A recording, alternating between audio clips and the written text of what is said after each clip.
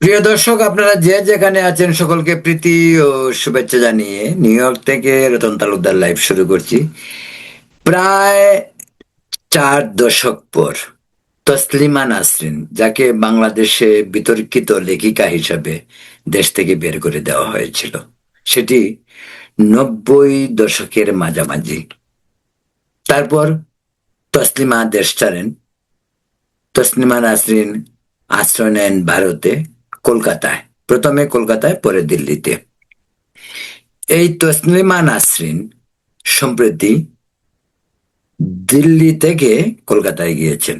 গতকাল শনিবার ছিল তসলিমার একটি অনুষ্ঠান। তসলিমা নাসরিন বিতর্কিত, এই অজুহাতেই তো তাকে বাংলাদেশ থেকে পাঠানো হচ্ছে। এবং কেন তিনি কলকাতায় থাকতে পারলেন না? তাকে দিল্লিতে থাকতে হলো দীর্ঘদিন। তারপর দিল্লির সরকারের পশ্চিমবঙ্গে সরকার পরিবর্তনের পর শুভেন্দু অধিকারী মুখ্যমন্ত্রী হওয়ার পর তসলিমা ইচ্ছা প্রকাশ করলেন তিনি বাংলায় যাবেন। সেই নিয়েই আজকের কথা।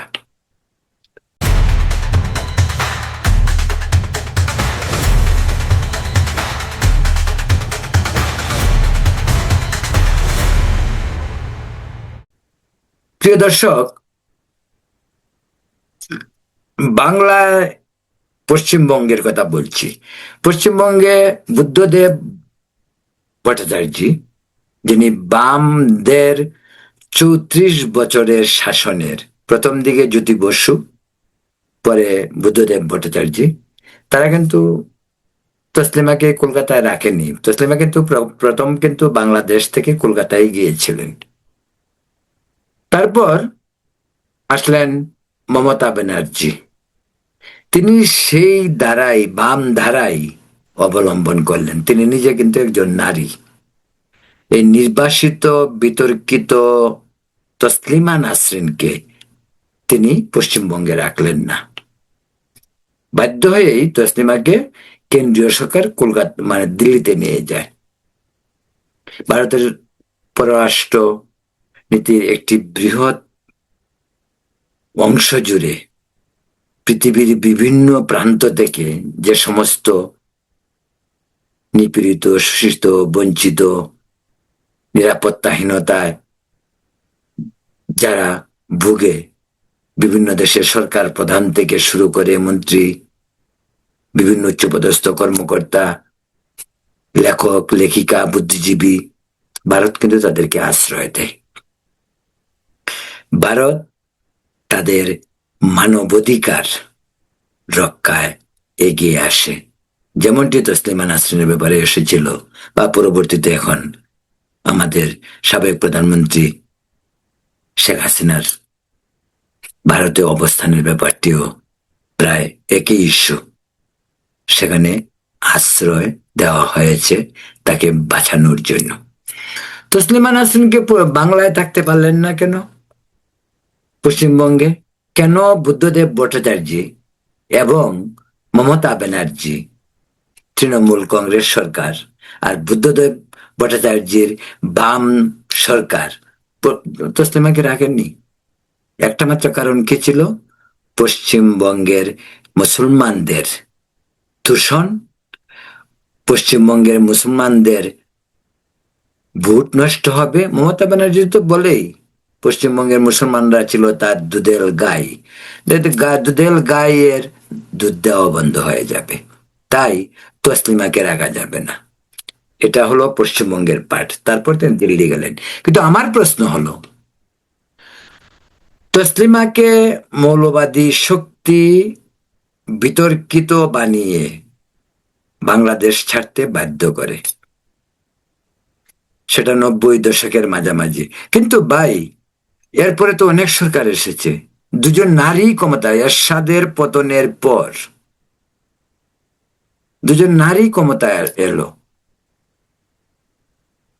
এরশাদের পতনের পর খালেদা জিয়া এবং শেখ হাসিনা, খালেদা জিয়ার 10 বছর, শেখ হাসিনার 15 বছর। তসলিমাকে কি বাংলাদেশে নেওয়া হয়নি কেন? খালেদা জিয়াকে সাইডে রেখে আমি শেখ হাসিনার কথাই বলি, যে মুক্তিযুদ্ধের চেতনা নিয়ে একেবারে অস্থির ছিলেন সর্বক্ষণ। আবার সেকুলার রাজনীতি, সংবিধানে ধর্মনিরপেক্ষতা, সবকিছুর উপরে উনি নিতে নেননি কেন? কি কারণে তিনি নিতে পারেননি? প্রশ্নটি আসতে পারে, অবশ্যই আসতে পারে। এই কারণেই আসতে পারে, শেখ হাসিনা যদি মনে করেন তিনি ছিলেন মুক্তিযুদ্ধের শক্তির সরকার, 71-এর চেতনায় উজ্জীবিত একটি সরকার, তিনি নারী তসলিমার মতো একটি মানুষ, নারী, যাকে দেশ ছেড়ে পালাতে হলো শুধু কিসের জন্য? তার বাক স্বাধীনতা, কথা বলার স্বাধীনতা, তার লেখার স্বাধীনতার কারণে। ভিন্ন মত থাকতেই পারে, এটাই তো গণতন্ত্রের সৌন্দর্য। একজন বিরোধিতা করবে, আরেকজন পক্ষে থাকবে, আরেকজন তার তৃতীয় মত প্রকাশ করবে।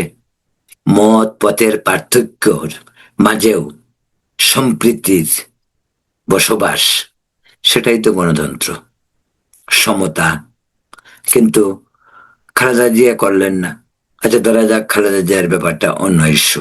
খালেদা জিয়ার সঙ্গে তখন মুক্তিযুদ্ধের পরাজিত শক্তি জামাতের সমর্থন ছিল, হৃদ্যতা ছিল, একসঙ্গে আন্দোলন করেছে, পার্লামেন্টে ছিল, হয়তো সম্ভব হয়নি।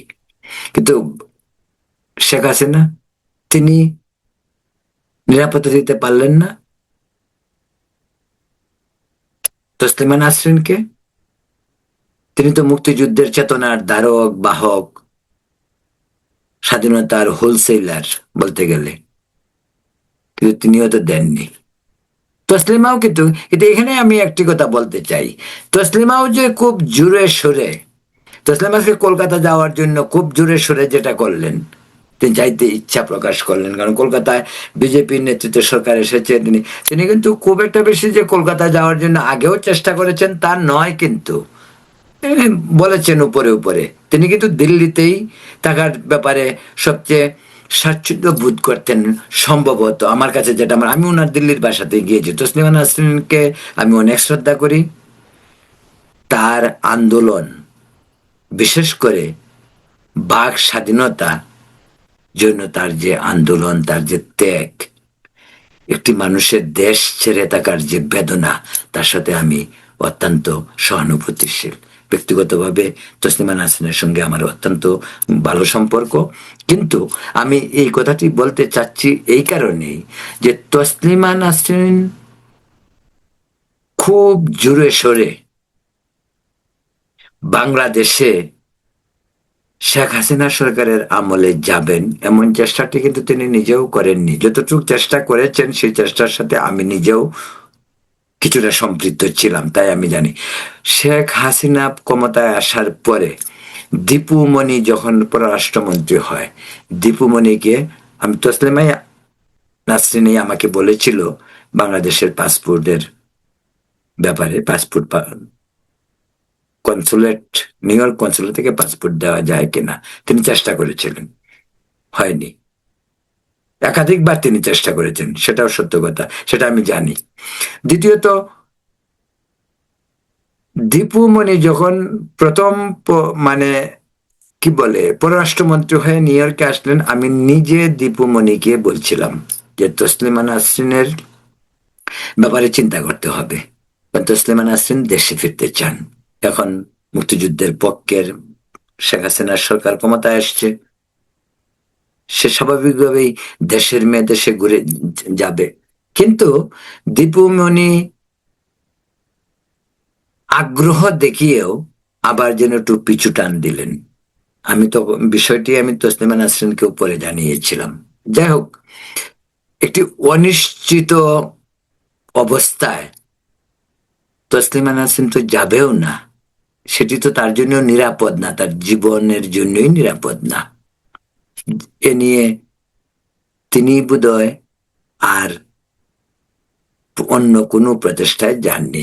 আমি যতটুকু জানি যে তিনি পাসপোর্টটির জন্য বলেছিলেন, সেই পাসপোর্ট তাকে কনসাল জেনারেল অফিস, যেটা নিউ ইয়র্ক, সেখান থেকে দেওয়া হয়নি। আমি জানি না তিনি দিল্লি থেকে চেষ্টা করেছিলেন কিনা, সম্ভবত করেছেন, হয়তো সেখান থেকেও দেওয়া হয়নি।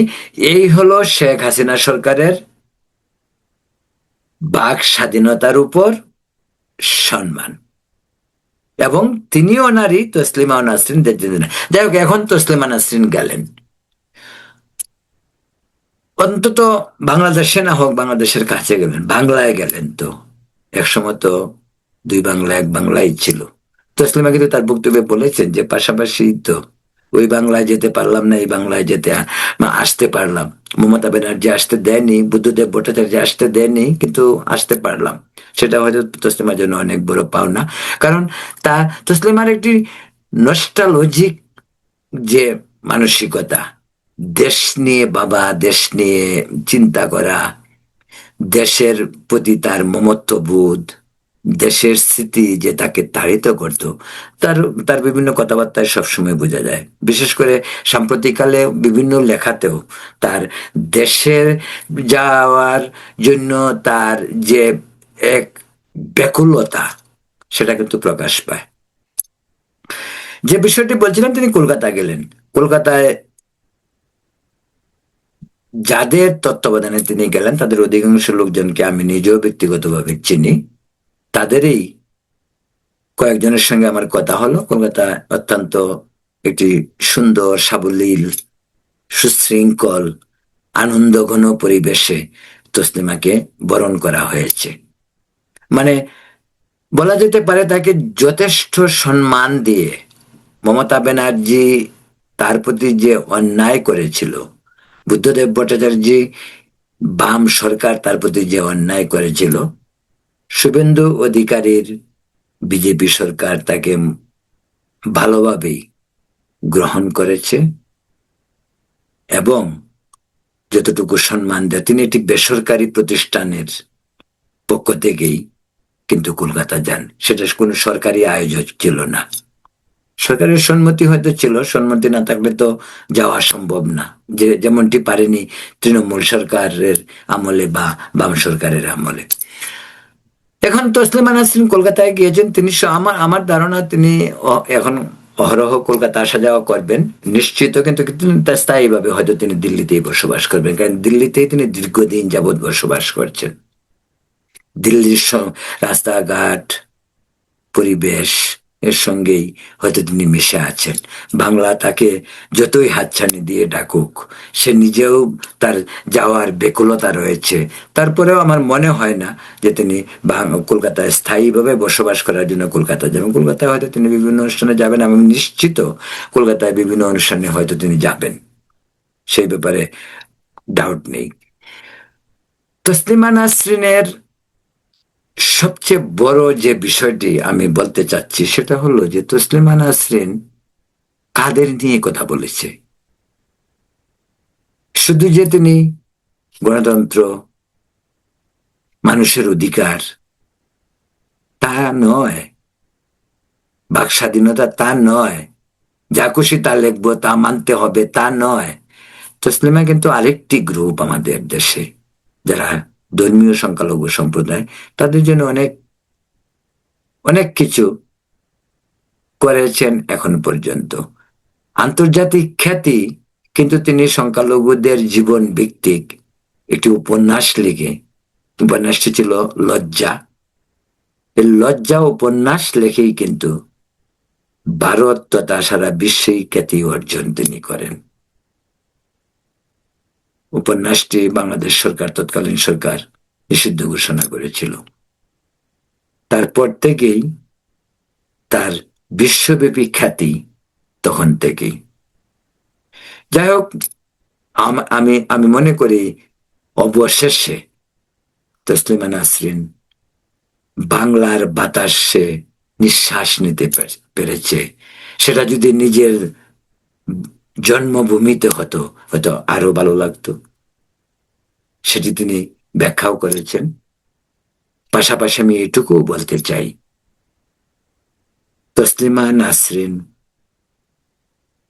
একজন প্রতিবাদী নারী, লেখিকা। সেই লেখার বিতর্ক অবশ্যই আছে, বিতর্ক থাকবে, ভবিষ্যতেও থাকবে। তারপরেও আমি মনে করি তসলিমা নাসরিনকে কলকাতা নয়, তসলিমা নাসরিনকে বাংলাদেশেই যেতে হবে। সেই যাওয়ার পরিবেশ তৈরি করতে হবে।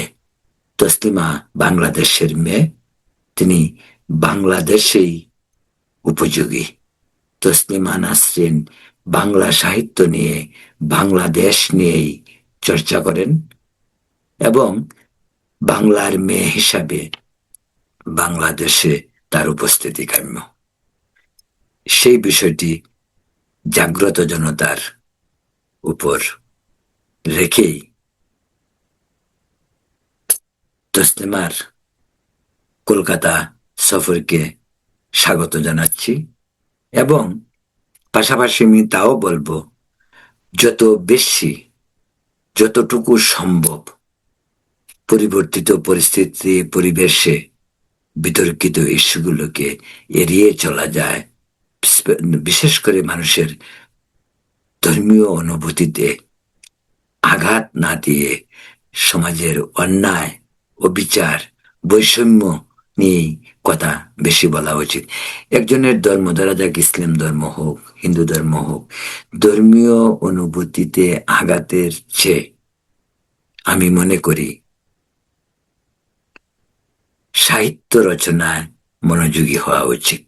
প্রিয় দর্শক, এখন এ পর্যন্তই। ভালো থাকুন, সুস্থ থাকুন, নিরাপদ থাকুন। ধন্যবাদ।